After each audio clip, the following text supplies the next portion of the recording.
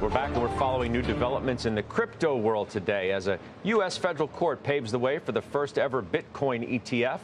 Bob Pisani here at Post 9 with the details. It only makes sense that you do this as the host of ETF Edge. I mean, you know more about this space than anybody. Well, it's an exciting development, and this may be a really big development here. So we had a D.C. court rule in favor of Grayscale in challenging the SEC decision to deny allowing them to convert their Bitcoin trust to an ETF. This was a big court case.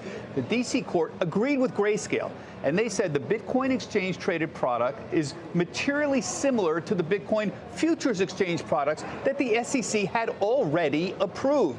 The court said, I'm quoting here from the court case, the denial of Grayscale's proposal was arbitrary and capricious because the commission failed to explain its different treatment of similar products. The court concluded that the NYSE ARCA had presented substantial evidence that Grayscale is similar across the relevant regulatory factors to Bitcoin futures ETPs. The commission failed to adequately explain why it approved the listing of two Bitcoin futures but not Grayscale's proposed Bitcoin ETP. In the absence of a coherent explanation, this unlike regulatory treatment of like products is unlawful. That's a pretty harsh condemnation here. So where does this leave a spot Bitcoin ETF?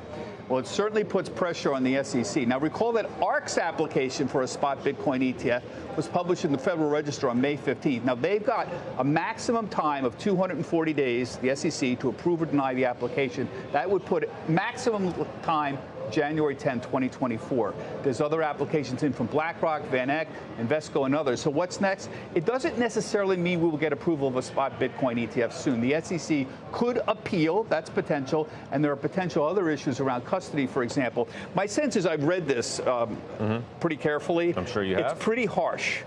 And so, yes, they could appeal. My sense is it's so harsh that they'd have to come back with some pretty strong arguments, and they may decide simply not to appeal at this point. Well, I mean, they could put it away for up until January potentially, but an appeal becomes less likely because it's so harsh. If it gets approved, I mean, theoretically, it just opens the floodgates for these products. Yes. From anybody and everybody who is in that business. Yes, and there are 7 or 8 that are out there. I'll tell you what happened here. They got caught up in their own logic. They were under pressure to approve a Bitcoin ETF. They didn't want to because the concerns about manipulation on these Bitcoin exchanges, legitimate concern.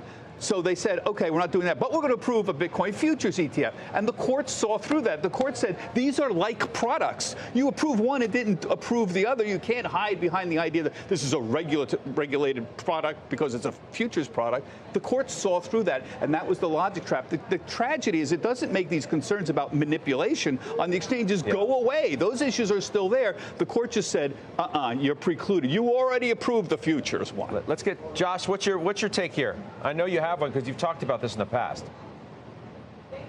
I would say the most interesting immediate reaction to this is the rally in Coinbase. For me, that 15% rally, I think it was up as much as 17% today, is very counterintuitive because if you introduce a retail-friendly product that can be held in normal brokerage accounts in a wrapper that every retail investor knows how to use, like a Bitcoin spot ETF, especially if you end up with 7 of them, including something from Fidelity, something from BlackRock, Van Eck will do one, etc. If that happens, what does anyone honestly need to use Coinbase for if they're primarily doing Bitcoin and ETH, which is basically the whole market cap of crypto right now? So that stock rallying is strange unless it's short covering because people think it means the SEC is running out of steam and momentum and will maybe be curtailed from bringing more suits. I'm not a lawyer, so I have no opinion on that. But my best guess is volumes for Coinbase quarter over quarter, I think are like 50 billion to 20 billion. I don't think that gets better with the introduction of 7 new Bitcoin ETFs. I think it actually gets worse. So that's an interesting counterintuitive move to just bring out here. Jimmy, what's your take? I think Bob pointed out one of the big things that this doesn't solve is the manipulation. It doesn't solve some other issues as well. The fact that it's used often in ransomware. The fact that there is actually an infinite supply of cryptocurrencies out there. I mean, this is still not something I would invest in. All this does is make speculation easier.